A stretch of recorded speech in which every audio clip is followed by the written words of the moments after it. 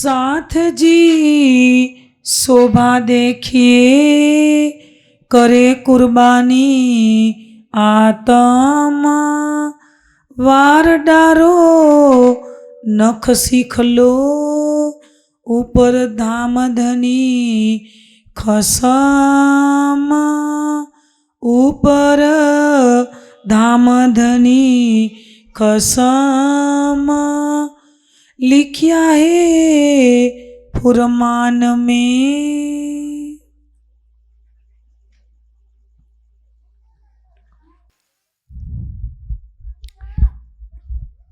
प्राणेश्वर अक्षरातीत ने इस कीर्तन ग्रंथ में हमसे एक विशेष चीज की चाहना की है। भला वो क्या चाहना करेंगे? हमको एक शोभा दी जा रही है कि इस माया के संसार में हमने क्या कुछ पाया है। साथ जी शोभा देखिए,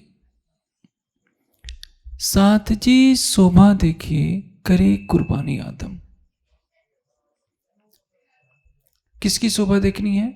हमें अपने निज स्वरूप की हमारी शोभा क्या है, 25 पक्षों की शोभा क्या है, युगल स्वरूप की शोभा क्या है। इसके लिए हमारी आत्मा को कुर्बानी करनी पड़ेगी। कुर्बानी का अर्थ क्या होता है? त्याग करना। अरबी का शब्द है कुर्बानी। त्याग का अर्थ हम कई तरह से लेते हैं। कोई धन की सेवा दे दिया, जैसे राजा राम झांझन भाई ने भी धन की सेवा दे दिया। किसी ने शरीर की सेवा दिया, शरीर से खूब सेवा किया। किसी के पास ज्ञान है तो उसने ज्ञान से सेवा किया, उसको भी सबका त्याग कहा जाएगा। लेकिन यहाँ जो कुर्बानी की बात कही जा रही है उसका कुछ आशय और है। आप राज्य को पाने के लिए चितवनी करते हैं। चितवनी करने में क्या करना होगा?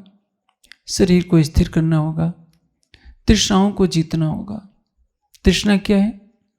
लोकेष्णा, वित्तृष्णा, दारिष्णा। संसार में प्रतिष्ठा की इच्छा, धन की इच्छा और संगे संबंधियों से मोह। या यदि आप कोई विद्वान है, महाराज है, तो ये इच्छा करना कि मेरे साथ हमारे अनुयायियों का एक बहुत बड़ा समूह हो जाए, ये भी एक तृष्णा है। तीनों तृष्णाओं से परे होकर शुद्ध प्रेम करना, ये सबसे बड़ा त्याग है, ये सबसे बड़ी कुर्बानी है। आप कुछ कर रहे हैं और उसके बदले कुछ चाह रहे हैं। जैसे आपने 2 साल खूब चितवनी की, शरीर को हड्डियों का ढांचा बना दिया, राजी आपके सामने आ गए और आपने मांग कर दी कि राजी मुझे इतना ज्ञान दे दीजिए कि मेरे टक्कर में संसार में कोई ना हो, मैं इतनी जागनी करूं कि मेरे जैसे किसी ने जागनी ना की हो। तो क्या हुआ? ये तो व्यापार हो गया। आपने उस प्रेम को दाग लगा दिया। आपको मांगने का कोई अधिकार नहीं है। रू अल्लाह करी बंदगी या में उनकी मैं, तो गुनाह कहिया इन पर जो मांग लिया हक पे। प्रेम क्या होता है? कुर्बानी का अर्थ ही क्या होता है? यदि आपने कुछ दिया और उसके बदले मांगा तो उसको त्याग नहीं कहते। त्याग का अर्थ क्या होता है? आपने जो कुछ किया कर्तव्य की भावना से किया। राज्य से प्रेम करना आपका कर्तव्य है, लेकिन उस प्रेम के बदले कुछ मांगना, कुछ चाहत रखना कि राज्य मुझे हुक्म दे दीजिए कि जो मैं कहूं सबको करना पड़े। आप देखेंगे श्री देवचंद जी के हृदय में इच्छा हुई। ये आप सोच सकते हैं कि क्या श्यामा जी के अंदर इच्छा हो सकती है? नहीं। ये हृदय, ये इच्छाएं जीव के संस्कारों पर निर्भर करती है। आत्मा तो कुटस्थ है और जो कुटस्थ होता है वो खेल का दृष्टा होता है। लेकिन जो आत्मा जिस जीव के संस्कारों को, जिस जीव पर बैठती वो है, उस जीव के संस्कारों के अनुसार वो कार्य करने के लिए विवश होती है। जैसे बिहारी जी की आत्मा, उसमें रतनबाई की आत्मा है, तो बिहारी जी हमेशा अनिष्ट सोचते हैं मेराज का।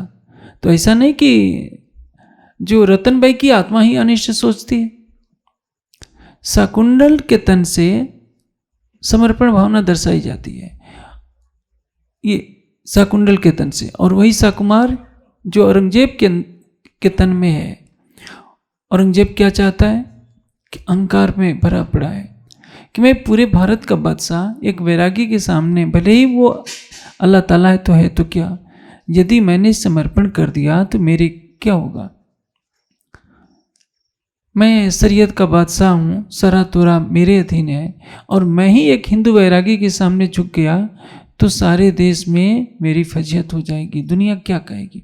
इसलिए अल्लाह ताला चल कर आए, उनको ठुकरा दिया। इसलिए यदुनाथ सरकार ने लिखा है कि मरते समय औरंगजेब को यही पश्चाताप था कि खुद खुदा मेरे घर चल कर आया था, लेकिन सत्ता के नशे में मेरी आंखें उनके स्वरूप की पहचान नहीं कर पाई, उनके चेहरे का नूर नहीं देख पाई। उल्टे लालच दे रहा है कि यदि आप बिना शरीयत छोड़े मुझे परम धाम का ज्ञान दे दीजिए और शरीयत पर प्रहार न कीजिए तो आपको मैं इतने हाथी दूंगा, इतने घोड़े दूंगा, इतना राज्य दे दूंगा। किसको लालच दे रहा है? जिनके चरणों की कृपा से इस ब्रह्मांड को अखंड होना है। वो सत्ता के मध्य में भूल गया कि तू किससे क्या कह रहा है। हम सुंदर साथ भी, जो सामान्य सुंदर साथ है, वो क्या करता है? पाठ रखवाएगा तो मन्नत, भोग चढ़ाएगा तो मन्नत कि राजी आप ये पूरी कर दोगे तो एक बार और कर दूंगा। यदि इच्छा पूरी नहीं हुई तो क्या सोचते हैं? राजी जब हमारी मांग पूरी नहीं करते हैं तो भोग भी नहीं चढ़ाना है। तो क्या आप भोग नहीं चढ़ाएंगे तो राजी भूखों रह जाएंगे? जो अनंत सृष्टि को खिला रहा है उसको आप क्या खिला सकते हैं? उसको आप कौन सा सोने का मुकुट पहना सकते हैं? सोना भी क्या है जानते हैं? सच्चे सन्यासी का लक्षण क्या है? रामकृष्ण परमहंस ने कहा है, जिसको सोने और मिट्टी में भेद प्रतीत न हो, समझ लेना चाहिए कि वह सच्चा सन्यासी है। एक संसार का जीव जब सन्यास लेता है तो ये व्रत लेता है कि मुझे सोने में और मिट्टी में भेद प्रतीत न हो, सोना कितना भी हो मेरे हृदय में उसके लिए लालच पैदा न हो। और हम राज्य को क्या समझते हैं? वास्तविकता तो यह है कि हमारे हृदय में जब प्रेम आ जाएगा तो हम प्रेम को प्रेम के धरातल पर देखेंगे। जो कोई मारे इन दुश्मन को, करे सब दुनी को एहसान, पहुंचावे सबो चरण धनी के, तो भी लेना न तिन गुमान। यदि कोई अपने अंदर साधना से काम क्रोध अहंकार को जीत ले, इसके पहले की चौपाई में क्या कहा गया है? विकार सारे अंग के, अहंकार तात्पर्य है हृदय, विकार सारे अंग के, काम क्रोध दिमाग, सो बिना विरह ना जले, होई नहीं दिल पाक। आपके पास विरह भी आ गया, विरह की भट्टी में आपने अपने अंदर के काम क्रोध लोभ अहंकार सबको जीत लिया। राजी आपके सामने आ गए मान लीजिए, और आपसे कह बैठे बोलो क्या चाहते हो। आप क्या कह देते हैं कि राजी आप ऐसी कृपा कर दीजिए कि मेरे टक्कर का संसार में कोई हो ही नहीं, न ज्ञान में न सेवा में। फिर भी इसका अर्थ क्या? राजी क्या करेंगे? आपने अपना मूल्य वसूल लिया। आप तक आज दिन तक आपने अपने प्राणेश्वर अक्षरातीत के विरह में जो आंसू बहाए थे वो पवित्र नहीं थे, उसके बदले आप कुछ लेना चाह रहे थे। सुंदर साथ एक गोटा तक पढ़ते हैं तो कुछ चाहत रखते हैं कि 40 दिन गोटा पढ़ लेंगे, मेहर सागर का पारायण कर लेंगे, इतनी बार कर लेंगे तो ये चीज़ें मिल जाएगी। मिल जाती है, इसमें कोई शक नहीं। लेकिन आप सोचिए, रामकृष्ण परमहंस का मैं उदाहरण पुनः दे रहा हूँ। उनको कैंसर है, पीड़ा हो रही है। सब उनके अनुयायी कहते हैं कि परमहंस महाराज आप एक बार तो कह दीजिए, माँ से कह दीजिए आपका कैंसर ठीक हो जाएगा। रामकृष्ण परमहंस कहते हैं कि क्या माँ को दिखाई नहीं देता है? यदि माँ को उचित लगेगा कि कैंसर ठीक करना जरूरी है तो कर देगी, मैं क्यों कहने जाऊं। ये होती है प्रेम की निष्ठा। गोपियों ने कोई कृष्ण से कुछ मांगा नहीं, जीवन में कभी कुछ नहीं मांगा, अपना सब कुछ निछावर कर दिया। इसलिए वाणी क्या कहती है? वार डारो नक्सिक लो, ऊपर धाम धनी कसम। कुर्बानी किसको कहते हैं? नख से सिख तक मेरा जो कुछ है मैं राजी पर निछावर कर दूं। राजी केवल ये चाहते हैं। नख से सिख तक निछावर करने का तात्पर्य क्या है? ये मेरा शरीर है, इस शरीर से हम सेवा करें, शारीरिक सेवा। इस शरीर के अंदर हमारा अंतःकरण है, मन चित्त बुद्धि अहंकार। हमारे मन में पहला स्थान किसके लिए हो? राज्य के लिए। हमारी बुद्धि में जो ज्ञान है उस ज्ञान से सेवा करें। चित्त में राज्य के प्रेम के अतिरिक्त अन्य कुछ न बचता हो। अहं किसका ले हम कि मैं परम धाम की ब्रह्मात्मा हूं। यह है अंतःकरण का त्याग। शरीर से त्याग का तात्पर्य क्या है? हमारा तन सेवा में इस तरह से लग जाए कि आवश्यकता न पड़े कि कोई हमको कहे। मुक्ति सेवा तूने सु कहूं जो तू अंतर आडो टाल, अनेक विध सेवा तड़ी तूने उपस्थित तत्काल। राज्य क्या कह रहे हैं? मुक्ति सेवा तूने सु कहूं जो तू अंतर आडो टाल। यदि हम अपने और धनी के बीच के जो माया का पर्दा है, इस पर्दे को हटा दें, तब हमें पता चलता है कि सेवा किसको कहते हैं। सेवा कब होती है? जब स्वरूप की पहचान होती है। माया के संसार में प्राणेश्वर अक्षरातीत महामती जी के धाम हृदय में बैठे हैं, लेकिन जयराम घनसारा को पहचान नहीं है। उन्होंने श्री देवचंद जी के चरणों में सुख लिया होता है। उनको यही दिख रहा होता है कि मिराज ही तो है, हमारे गुरु भाई ही तो है।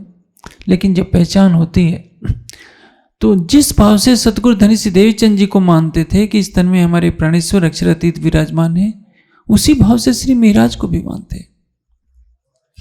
और ये चौपाई क्या है? सब सुंदर साध के सिखापन के लिए है कि मुक्ति सेवा तूने सु कहूं जो तू अंतर आडो टाल। आप देखेंगे, आप स्वर्ण मंदिर में जाइए, किसी भी गुरुद्वारे में जाइए, स्वामी ये राधा स्वामी मत में चले जाइए, उनके जाकर देखिए सेवा। हम सेवा के मामले में उनके सामने कहीं भी नहीं ठहरते। मैं कहूँगा 10वां अंश भी हम सुंदर साथ में उनके जैसी सेवा करने की भावना नहीं है। वहाँ लोग तड़पते हैं, 4-4 महीने पहले बुकिंग हो जाती है कि कौन झाड़ू लगाने की सेवा करेगा, कौन क्या सेवा करेगा। वो लोग खुश होते हैं कि हमको ये सेवा मिल गई, पहले बुक कराना पड़ता है। आप जग्गी वास्तवा में भी जाइए, उसमें पढ़े लिखे नवयुवक एप्लीकेशन लगाते हैं कि हमको कोई सेवा दी जाए। जो समाज ज्ञान दृष्टि से शिक्षित होता है, जागरूक होता है, वो सेवा के प्रति समर्पित होता है। कहीं ना कहीं हमारा समाज आलस में इतना गोता लगा चुका है कि सेवा से भी पीछे हो चुका है। शरीर की सेवा भी नहीं करना चाहता। आप कहीं भी जाइए,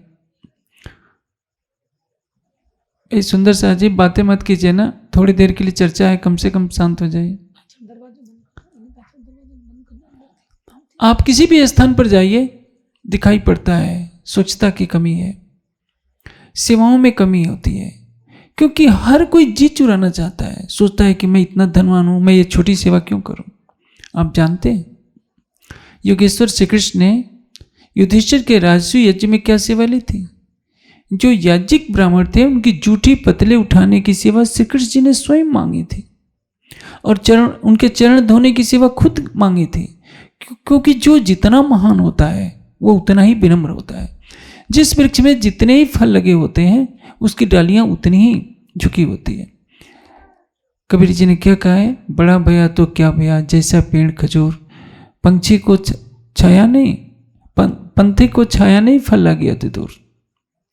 तो यदि आप धनवान हैं और सोचते हैं कि मैंने तो इतनी सेवा दी, मैं क्यों सेवा करूं, तो इसका अर्थ क्या है? आप अपना सुख खो रहे हैं। वितक में वर्णन आता है, झाड़ू लगाने की सेवा में कौन है? देवकरण है।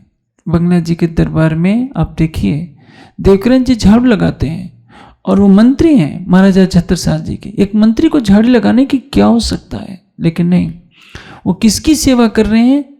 अपने प्राणेश्वर अक्षरातीत की सेवा कर रहे हैं। इससे वितक में प्रसंग आता है, सेवा करे न जाओ नाम ही अपने आत्म के कारण। देवचंद जी सेवा करते हैं तो किस लिए?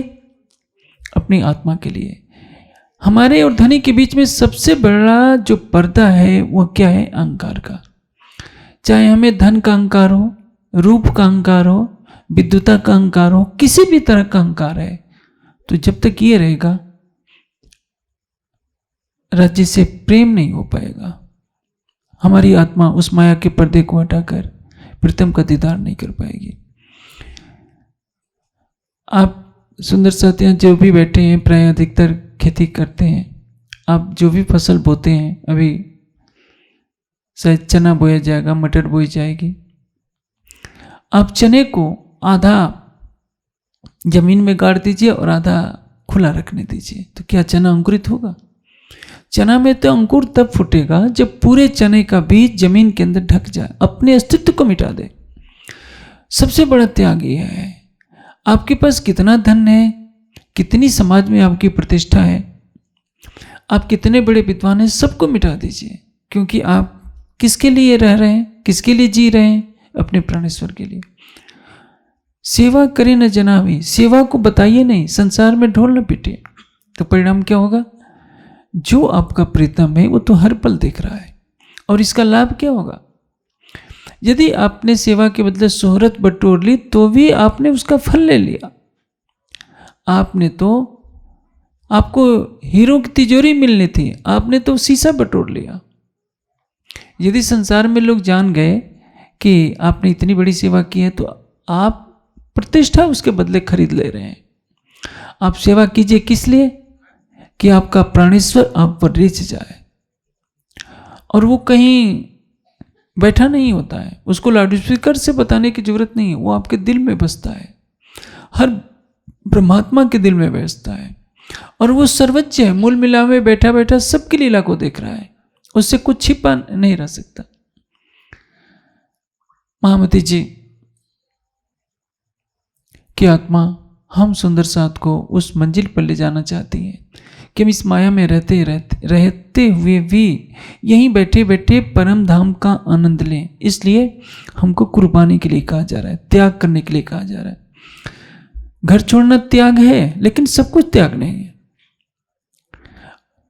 यदि आपने गृह त्याग कर दिया, महात्मा का वेश भी धारण कर लिया, लेकिन राज्य के लिए आप क्या त्याग कर रहे हैं? अच्छा है, राज्य के लिए आपने घर छोड़ा, अहंग का भी त्याग करना पड़ेगा। इस शरीर से बिना कहे सेवा का भाव जगाना पड़ेगा। किसी भी तरह का अहंग हमारे और धनी के बीच में पर्दा पड़ जाएगा। देखिए, मैं आपको एक छोटा सा दृष्टांत देता हूं। कोई व्यक्ति है, घर का मालिक, जब अस्वस्थ हो जाता है तो उसकी पत्नी उसकी सेवा करती है। क्या सेवा के बदले कुछ बोनस मांगती है, पैसा मांगती है, कोई आभूषण मांगती है? कुछ नहीं। संभव है पति उसको देखना भी नहीं चाहिए, घृणा भी करेगा तो भी कहेगी कि नहीं, आप मेरे सर्वस्व हैं, मैं तो आपकी सेवा करूंगी। स्वस्थ रहते भले ही न करे, अस्वस्थ अवस्था में एक पतिव्रता धक्के भी मिलेंगे तो भी बिना कुछ लिए सेवा करेगी। और आप सोचिए, हम सुंदर साथ कहाँ खड़े हैं। यदि हमको सम्मान मिलता है तो सेवा करेंगे, सम्मान नहीं मिलता है तो हमें क्या लेने देना। यदि हमको समाज में प्रतिष्ठा मिलती है तो हम सेवा करेंगे। हम किससे जुड़े हैं? प्रतिष्ठा से जुड़े हैं।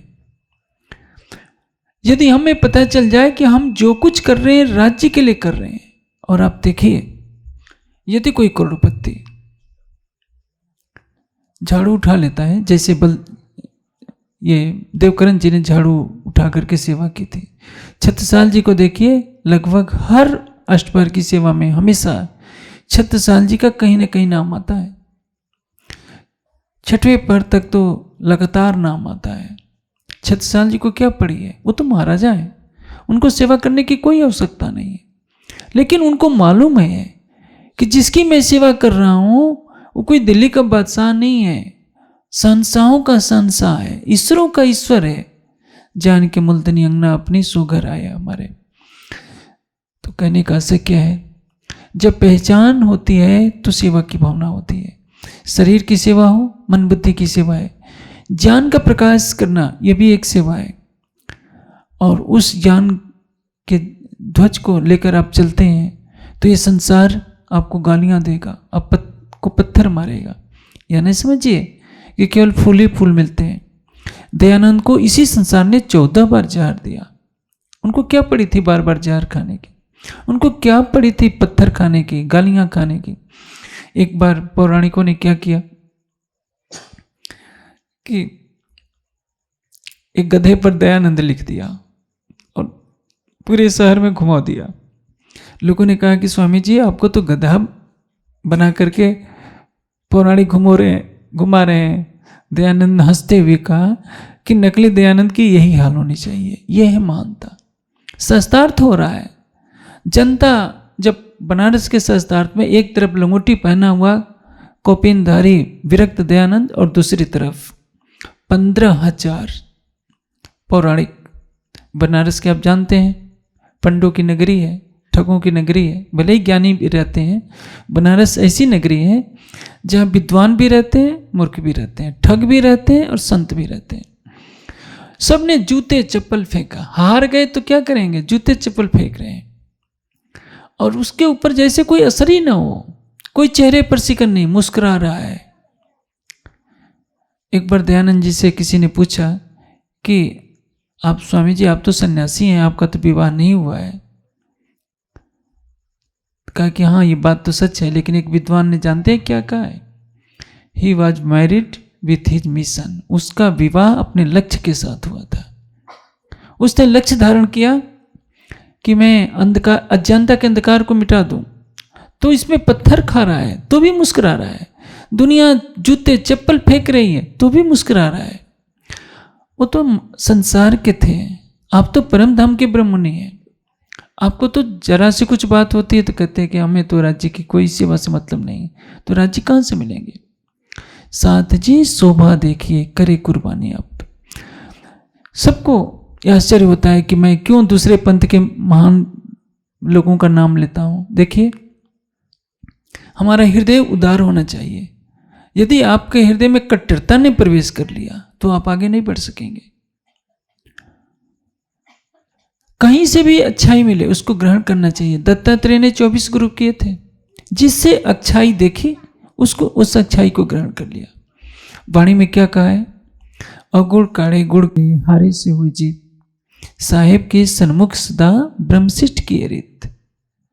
अवगुण काढ़े गुड़ ग्रहण, किसमें जो भी अच्छाई है उसके गुणों को हम ग्रहण करें और अपने अंदर के अवगुणों को निकालें। मैं एक बात कहता हूं, हम सुंदर साथ को कहा जाता है कि सुंदर साथ जी केवल 1 घंटा चितवनी कर लीजिए। क्या हम करने के लिए तैयार हैं? 100 बहाने आते हैं। कोई कहेगा कमरे में दर्द है, कोई कहेगा पीठ में दर्द है, कोई कहता है कि नींद आती है, कोई कहेगा कि काम बहुत है।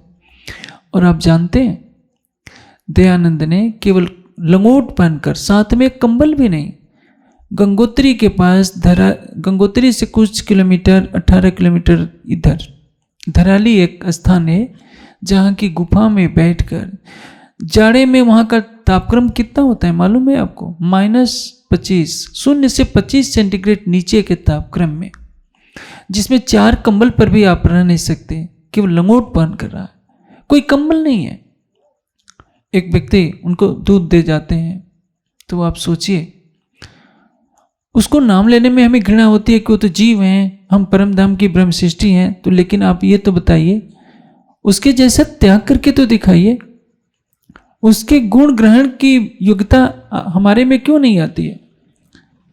और 1-2 महीना नहीं, पूरे 2.5 वर्ष उस बर्फ की गुफा में बैठकर उस महर्षि ने ध्यान किया।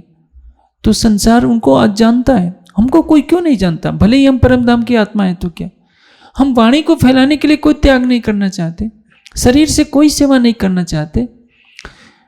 मैं एक और बात उनके जीवन की बताना चाहता हूं ताकि हमें चोट लगे हमारे पत्थर हृदय पर। केवल हम अहंकार ले लें कि हम परम धाम की ब्रह्म सृष्टि हैं, हमारी चरण रज के लिए ब्रह्मांड तरसता है, अपने मुंह से केवल अपनी महिमा गाएं। तो ये देखिए, ये न्याय का संसार है। यहाँ राज्य भी आएंगे तो पक्षपात नहीं करेंगे, उनको भी न्याय, निष्पक्ष न्याय करना पड़ेगा। यदि हमारी करनी वैसी नहीं रहेगी तो हमें फल वैसा नहीं मिलेगा। नहीं तो आज वाणी पूरे संसार में गूंज रही होती। आज 1 करोड़ से ज़्यादा आर्य समाजी हैं, हम तो 300 वर्षों में 40 लाख से ज़्यादा नहीं हो पाए हैं। क्यों? क्योंकि हमारे 400 मंदिर तो जरूर हैं, लेकिन हमारे पास विद्वान कितने हैं? हमारे पास राष्ट्रीय स्तर के 5 भी विद्वान नहीं है। मैं 5 का कहूं, 3-4 भी नहीं है। तो आप सोचिए, आर्य समाज के पास तो इसमें 5000 आचार्य की फौज खड़ी है। हम तो कुछ नहीं करना चाहते, हम तो यही करेंगे, दीवालों में सोना चिपका देंगे, सिंहासन सोने का बना देंगे, न ज्ञान फैलाएंगे, न चितवनी करेंगे, न किसी को करने देंगे, न सीखने देंगे। इस घटना का, मैं एक सच्ची घटना का वर्णन कर रहा हूं, और उससे हमें तोलना होगा कि हम कितना त्याग करने के लिए तैयार हैं। दयानंद को अभी ज्ञान प्राप्त नहीं हुआ था, युवावस्था में है, लगभग 25 वर्ष की अवस्था है। नर्मदा के किनारे योगियों की खोज में भ्रमण कर रहे थे। अचानक देखा कि एक भैरव का मंदिर है, और उस जमाने में बलि प्रथा थी, मनुष्य की बलि दी जाती थी। उस गांव से प्रतिवर्ष किसी की बलि दी जानी होती थी। ब्राह्मण का लड़के को की बारी थी, उस पूरी भीड़ चल रही थी। उसकी माँ रोते हुए जा रही थी कि मेरा इकलौता बेटा है और इसको बलि दी जाएगी, मेरा सहारा कौन होगा। लेकिन भीड़ तो कहाँ सुनने वाली थी, उस गांव से उसका ही नंबर था। दयानंद ने देखा, उस बूढ़ी माँ से पूछा कि माँ रो क्यों रही हो। कहा कि मेरा इकलौता बेटा है, उसकी बलि दे दी जाएगी भैरव देवता को। दयानंद का हृदय पसीज गया। उन्होंने कहा कि नहीं, मैं तुम्हारे बेटे को मरने नहीं दूंगा। और जाकर के पुजारी से कहते हैं कि देखो, इस बच्चे को छोड़ दो, मैं भी ब्राह्मण हूँ, मुझे मेरी बलि दे दो। तो कहा कि कोई बात नहीं, तुम गर्दन अपने रखो। दयानंद ने अपनी गर्दन रख दी कि इसको, बच्चे को छोड़ दो, इसकी माँ रो रही है। उन्होंने सोचा कि आज तो अंतिम दिन है। इसी में बीच होलकर के सैनिक बंदूकें दागते हुए आए और तलवार ऊपर उठा लिया था बधिक ने कि अब गर्दन काट ही देनी है। तब तक गोलियों की आवाज गूंजी और वो बधिक छोड़ करके भाग चले। जितने लोग थे बलि चढ़ाने के लिए आए थे, सभी भाग पड़े। दयानंद तो आंख मूंदे पड़े हैं, सोचा कि अब तो अंतिम क्षण है जीवन का। काफी देर के बाद जब आंखें खोली तो देखा कि यहां तो कोई नहीं है, सभी भाग चुके थे। सोचा कि परमात्मा ने यदि मुझे जीवित रखा है तो मुझे अपने लक्ष्य तक पहुंचना होगा। हम सुंदर साथ अपने हाथ पर, हृदय पर हाथ रखकर देखें। दयानंद का उस बूढ़ी मां से कोई परिचय नहीं, उस बच्चे से कोई परिचय नहीं। एक अपरिचित बालक के लिए कौन अपनी गर्दन कटाने के लिए तैयार होगा। इस त्याग ने ही तो दयानंद को महर्षि दयानंद बनाया है। हम सुंदर साथ तो यदि बस में बैठना है तो जगह के लिए लड़ पड़ते हैं। मैं देखता हूं सरसवा में गद्दे के लिए लड़ाई हमारे बीच में होती है। पन्ना हो, सरसावा हो, कहीं भी कोई तो 5-5 गद्दे, 2-2, 3-3 गद्दे लेकर के ऊंचा करके सो जाएगा, किसी को कह देगा कि नहीं तुम ऐसे जमीन पर सो। क्योंकि हमारे पास दूसरों के लिए वो भावना नहीं है, हम दूसरों की पीड़ा को नहीं समझते। तो सोचिए हम कहां से आगे बढ़ेंगे। हम राज्य के लिए किसी तरह का त्याग करने को तैयार नहीं होते। मेरे कहने का आशय क्या है, हम ज्ञान की दृष्टि से कितने भी महान बने, यदि सारे संसार को अपने ज्ञान के अमृत से तृप्त करके उनको परम धाम की राह दिखाने की इच्छुक नहीं है तो हमारी ज्ञान की सेवा में दाग लग जाता है। उस ज्ञान के प्रचार के बदले यदि हम प्रतिष्ठा चाहते हैं, कुछ भी चाहते हैं, तो हमारी सेवा कलंकित होती है। हम राज्य से प्रेम करते हैं, चितवनी करते हैं, आंसू भी बात है कि राज्य सामने आ जाओ, दर्शन दे दो, और दर्शन देने के बाद कुछ मांग रख देते हैं, तो ये भी गुनाह हो जाता है। देवचंद जी से यही भूल होती है, और ये भूल करवाई गई हमारे और आपको शिक्षा देने के लिए कि रूह अल्लाह करी बंदगी या में उनकी मैं, तो गुनाह किया इन पर जो मांग लिया हक पे। मांगने का अर्थ क्या है? मांगने का तात्पर्य ये कि आपने बंदगी की है तो कैसे मांग सकते हैं कि मेरे तन से जागनी करवाओ। ये 69 पातियां लिखिया दाम धनी, तब सैया हम भी लिखी पर नेक न दई खबर। 69 पातियों को लिखवाने के बाद भी राज्य ने उनकी कोई नहीं सुनी। श्यामा जी क्या है? राज्य के अर्धंग है। एक खावंद अरस अजीम का हाथी हमारा सोए, इस मानिंद 14 तमक में हुआ न हो सी को। श्यामा जी के बराबर किसी की शोभा नहीं। लेकिन उस तन पर भी ये दोष लगा दिया जाता है कि उन्होंने, माता जी थोड़ी देर शांत रहिए ना, अब इस उम्र में भी यदि, बहुत दुखद बात है। देखिए मैं क्या बात कर रही हूँ, इन माताओं को जरा भी चिंता नहीं है कि किस बात की चर्चा हो रही है, आप क्या लेंगे।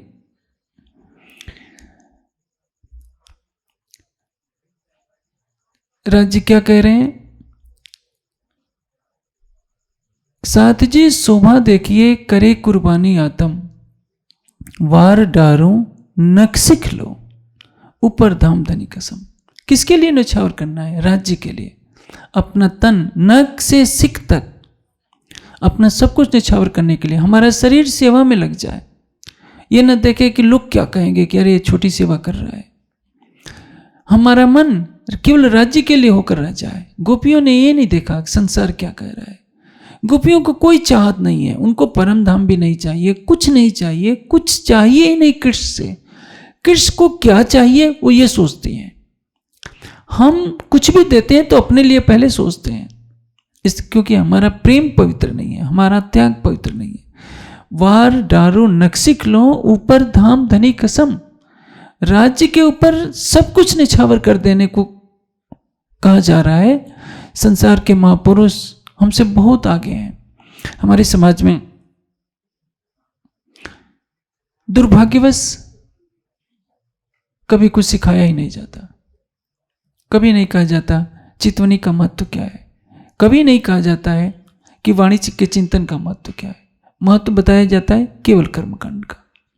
परिणाम क्या होता है, जब तक सुंदर साध के हृदय में ज्ञान का प्रकाश नहीं रहेगा, जब तक राज्य पर अटूट आस्था नहीं रहेगी, यदि एक मानवता के कल्याण के लिए एक युवा अवस्था में एक ऋषि अपनी गर्दन कटवाने के लिए तैयार हो सकता है, और तो और छोड़िए, मैंने बुद्ध का उदाहरण भी कई बार दिया है। एक राजा एक हिरन के ऊपर तीर चलाना चाहता है। बुद्ध को लगा कि ये तो अनर्थ हो रहा है। राजा के सामने बुद्ध आ जाते हैं, कहते हैं कि राजा मेरे ऊपर तीर चला लो, इस हिरन को छोड़ दो। कितनी करुणा है, कितनी महानता है। तो आज दुनिया बुद्ध के अनुयायी है। हम परम धाम का ज्ञान लेकर के बैठे हैं। पूरे गुजरात में भी हम वाणी को नहीं फैला सके, पूरे देश में कहाँ फैलाएंगे। पसरसी 14 भवन जरूर लिखा है, लेकिन राज्य देख रहे हैं कि हमारी ब्रह्मात्माएं कितना त्याग कर रही है। हम तो घरों में बैठे हैं, और घरों में बैठकर भी वाणी पढ़ना हमें अच्छा नहीं लगता, चितवनी हमें अच्छी नहीं लगती, केवल लड़ना झगड़ना अच्छा लगता है। अब देखिए, साल भर में पहला कार्यक्रम हुआ है, हम थोड़े से सुंदर साथ बैठे, इसमें भी शांति से नहीं बैठ पा रहे हैं। तो आप सोचिए, आप चितवनी में क्या शांति से बैठे हैं। क्योंकि हमारे समाज में क्या सिखाया गया है, केवल नाचो, गरबा नाचो, राज्य की शोभा यात्रा निकल रही है तो सड़क पर नाचो। यदि आप प्रेम नहीं सीख सकते, अपने तृष्णाओं को नहीं ये कर सकते, हमारा जीवा पर हमारा नियंत्रण नहीं है, यदि हम तामसिक आहार का त्याग नहीं कर सकते, तीखी तीखी खूब मिर्चें खाते हैं, खूब लहसुन खाते हैं, खूब प्याज खाते हैं, गरम मसाले खाते हैं, सुरता कहाँ से लगेगी। हम तो राज्य के लिए कुछ भी करने को तैयार नहीं है। ऐसा नहीं है कि थोड़ा सा भोग रख देंगे राज्य खुश हो जाएंगे। राज्य की कृपा से तो आप जीवित हैं, राज्य की कृपा से तो ब्रह्मांड है। आप राज्य को क्या दे सकते हैं, कुछ भी नहीं। राज्य आपसे केवल आपके हृदय का प्रेम चाहते हैं, हृदय का समर्पण चाहते हैं। और यदि आपने ऐसा कर दिया, पहला प्रेम राज्य के लिए कीजिए। आप धन कमाते हैं परिवार के पोषण के लिए, 8 घंटे काम करते हैं, अपनी आत्मा के प्रीतम के लिए 8 का 1 हिस्सा तो दे दीजिए, 8वां हिस्सा केवल 1 घंटा दे दीजिए। आधे घंटे वाणी पढ़ लीजिए, आधे घंटे चितवनी कर लीजिए। यदि इतना भी नहीं कर सकते तो आप सुंदर साथ कहलाने के अधिकारी नहीं है। जिन शुद्ध सेवा की नहीं, ना कुछ समझे बात, सो काहे को गिनावे साथ में, जिन शुद्ध ना सुपन साक्षात। ये कौन कह रहा है, स्वयं श्री राज जी कह रहे हैं। सो काहे को गिनावे साथ में, उनको सुंदर साथ कहलाने का अधिकार नहीं है। जिन्हें ना सेवा के शुद्ध नहीं और राज्य के प्रेम में किसी तरह से भी भाग लेना नहीं चाहते। आप ये सोचिए, यह मानव तन मिला है हमें अपनी आत्मा को जागृत करने के लिए। इस मानव तन का उद्देश्य कुछ और नहीं है। वंश वृद्धि पशु पक्षी भी कर लेते हैं, निद्रा का सेवन वो भी कर लेते हैं। कोमल गद्दे पर सोने के लिए तन नहीं मिला है। पट पैर कई चिकना हेम जवीर सिंगार, हक लज्जत आई मोमिनो जिंतु नहीं करी मुर्दार। हक लज्जत आई मोमिनो, राज्य का स्वाद कब मिलेगा? उनके प्रेम का, उनकी शोभा का कब स्वाद मिलेगा? पहले चरण में कह दिया है, साथ जी शोभा देखिए करे कुर्बानी आत्म, आत्मा कुर्बानी कर रही। साथ जी शोभा देखिए कर रे कुर्बानी आत्म, वार डारो नक्सिक लो ऊपर धाम धनी कसम। यदि आप कुछ और उपलब्धियां कर लेते हैं तो भी एक माया का सबसे बड़ा जो आवरण है वो पीछा करता रहता है, अहंकार का। यदि आपको ज्ञान का अहंकार आ गया, भक्ति का अहंकार आ गया, सेवा का अहंकार आ गया कि राज्य को मेरे से ज्यादा कोई प्रेम नहीं करता, इसका भी अहंकार आ गया, यह भी घातक है। तभी वाणी क्या कहती है? श्री मोहम्मद कहे मोमिनो सुनो मेरे वतनी यार, कसम करावे कुर्बानियां आओ मैं मारे किला। राधा ने कभी गोपियों के बीच में नहीं कहा होगा कि मेरे जैसा कृष्ण से प्रेम करने वाला कोई नहीं है।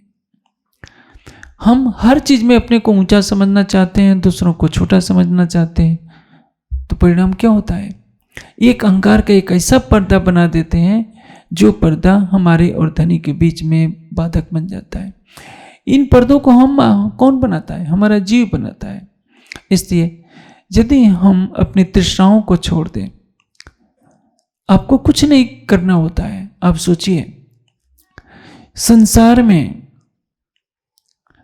मैं सुंदर साथ से एक छोटा सा संसार का दृष्टांत देकर के पूछना चाहता हूं। आपके 2 पुत्र हैं, दोनों पुत्र से आपका अच्छा संबंध कब होगा? जब आप अपनी सारी संपत्ति दोनों को बांट देंगे। पत्नी से आपके अच्छे संबंध कब होंगे?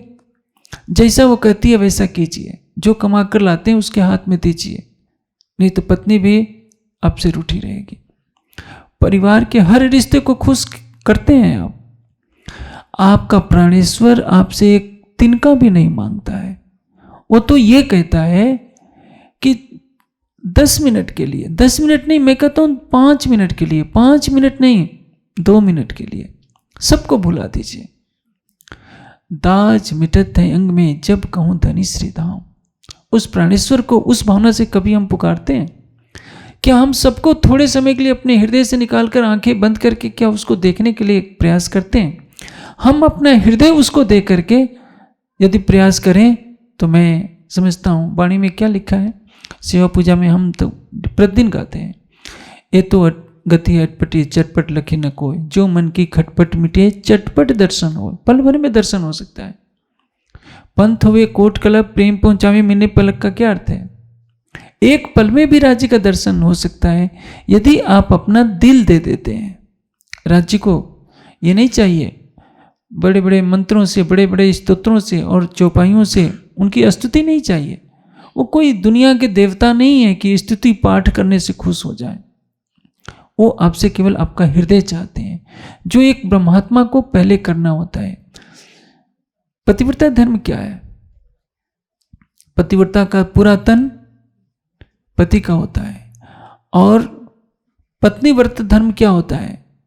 राम ने सीता के अतिरिक्त किसी पर आंख नहीं उठाई। वो तो सब कुछ करते हैं, जारे धनी धनवट करे त्यारे बल वेरी ना और हरा। हम पूरा कहते हैं, इस चौपाई को पाठ करते हैं किसके लिए? मैंने कई लोगों के मुख से सुना है, कोई इसको जहर उतारने के लिए प्रयोग करता है, कोई संकट उतारने के लिए प्रयोग करता है। अरे भाई इसका भाव समझिए, जारे धनी धनवट करे त्यारे बल बैरी ना हरे, बलि गया काम सराड़े चढ़े मन चित्त भी अकारे सर। ये तो ठीक है, जो बिगड़े काम है ठीक हो जाएंगे, लेकिन धनी का धनीवट क्या है? राज्य ने आपको अपना हृदय दे दिया है, आप भी तो अपना हृदय दे दीजिए। यदि आप परम धाम की ब्रह्मात्मा है तो अपना सब कुछ लुटा दीजिए, अपना हृदय दे दीजिए और बिना कुछ चाहत उनसे हुक्म नहीं मांगिए, इल्म नहीं मांगिए, राज्य से केवल राज्य को मांगिए। मेरे हृदय में बस जाओ, मुझे इस माया से अलग कर दो, मुझे ब्रह्मांड का राज नहीं चाहिए, इस दुनिया में खुदा भी मुझे नहीं कहलाना है, केवल आपका पवित्र प्रेम चाहिए। यदि ऐसी हमारी भावना है तब हम दावा कर सकते हैं कि हम राज्य पर निछावर हो रहे हैं। अन्यथा आपने 1 करोड़ भी दे दिया तो भी अहंकार तो है ना, सबको कहते फिरते हैं मैंने 1 करोड़ दे दिया।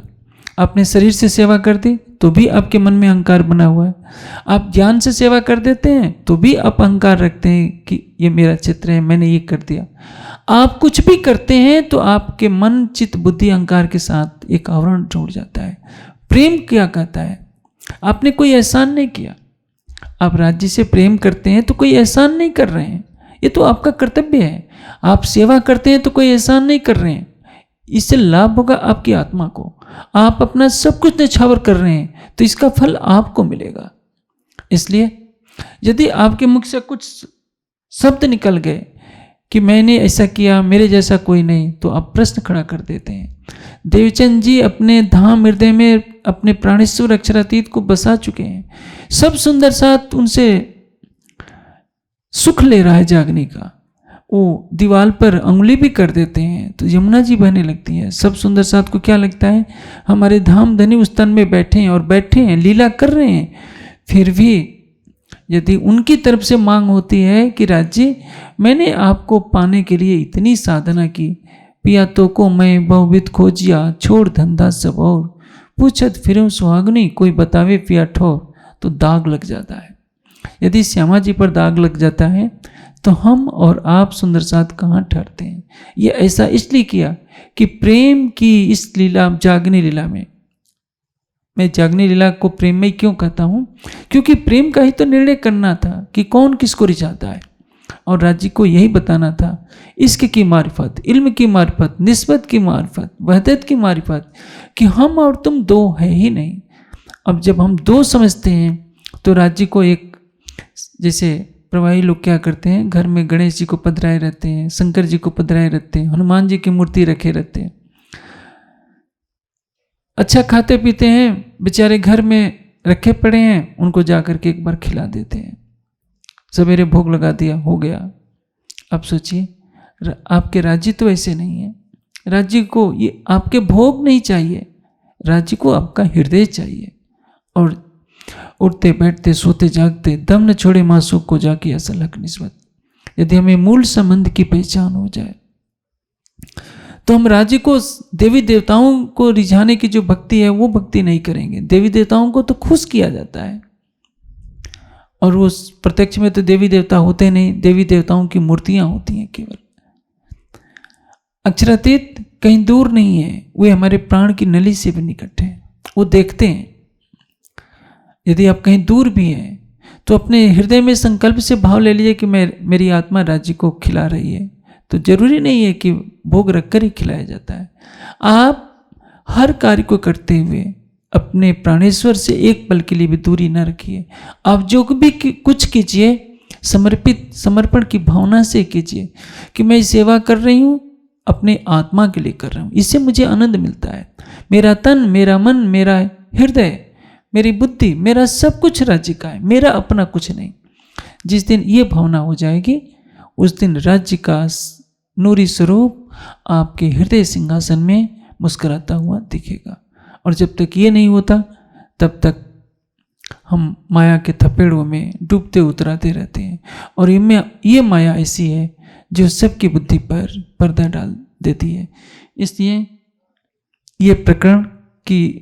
इस प्रकरण की यह चौपाई, जो पहली चौपाई है, बहुत ही महत्वपूर्ण है हमारी आत्मा की जागने के लिए, जो सिखापन दे रही है। साथ जी शोभा देखिए, करे कुर्बानी अतम, वार डारो नक्सिक लो ऊपर धाम धनी कसम। वार डारो नक्सिक लो ऊपर धाम धनी कसम। केवल इस चरण को याद कर लीजिए, हमारा जीवन ही बदल जाएगा। हम यही बैठे बैठे हमारा हाल क्या हो जाएगा, परम धाम जैसा हो जाएगा। हमें नहीं लगेगा कि हम माया के संसार में हैं। हम राज्य को दिल देना सीखे ही नहीं, न ब्रज में दिया था न रास में दिया था। रास में भी अहंकार तो आ ही गया था कि राज्य हमारे बस में हो गए। जागने के ब्रह्मांड में भी हम कुछ करते हैं तो ले लेते हैं कि हम कुछ कर रहे हैं। आप राज्य से अलग नहीं हो, दूजे तो हम है नहीं, ये बोले बेवरा वहदत का, जो खिलावत त्यों खिलत, ना तो क्या जाने बाग बका। जब आप दूसरे है नहीं तो दूसरे का भाव क्यों लेते हैं? आप अपने पर गुनाह क्यों लेते हैं? आपके तन से सेवा ली गई, आपका सौभाग्य है। आपके पास ज्ञान है, आपसे ज्ञान की सेवा ली गई, ये आपको अपना सौभाग्य समझना चाहिए। राज्य पर एहसान मत दिखाइए, यह सौभाग्य समझिए कि राज्य ने आपको इस पात्र बनाया कि आपसे सेवा ली गई। इसलिए तन का, मन का, धन का, जीव का, किसी भी तरह का अहंकार न लीजिए। आप देखिए महाराजा छत्रसाल श्री जी के बिना एक पल भी जीना नहीं चाहते। कभी महाजी भाई के मन में आया था कि मैं श्री जी को अपने घर ठहराया हूं और मेरी खंडनी कर रहे हैं, तो मैं इनकी चर्चा क्यों सुनूं। जिब्राइल ने रात को सद्बुद्धि दे दी एक चांटे से। आप सोचिए छत्रसाल जी को अमीरुल मोमिनीन क्यों कहा गया, ब्रह्मात्माओं में सर्वोपरि शोभा क्यों मिली। महाराजा हैं, कोई अहंकार नहीं। जब सुंदर साथ के बीच में बैठते हैं तो सुंदर साथ बन करके बैठते हैं, महाराजा बन करके कभी नहीं बैठे कि मैं महाराजा हूं। अपना सब कुछ नछावर कर दिया है और एक ही पुकार रहती है छत्रसाल जी को कि मैं अपने प्राणेश्वर को, मैं अपने आराध्य को एक पल भी अपने से अलग नहीं होने दूंगा। छत्रसाल जी के पिया जी सुंदर बर, अनते जान न देऊं, राखो में रसिक रमाए आबिद, सब बात सुख लें। यह है छत्रसाल जी की भावना। हम जितना स्वयं को राज्य के लिए समर्पित करेंगे, पल पर धनी की मेहर हमारे ऊपर बरसेगी, हमारी आत्मा की जागनी होगी। साथ जी शोभा देखिए,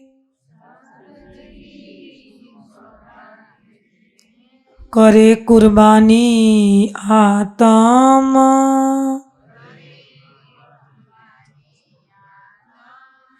वार डारो नख सीख लो, ऊपर धाम धनी कसम,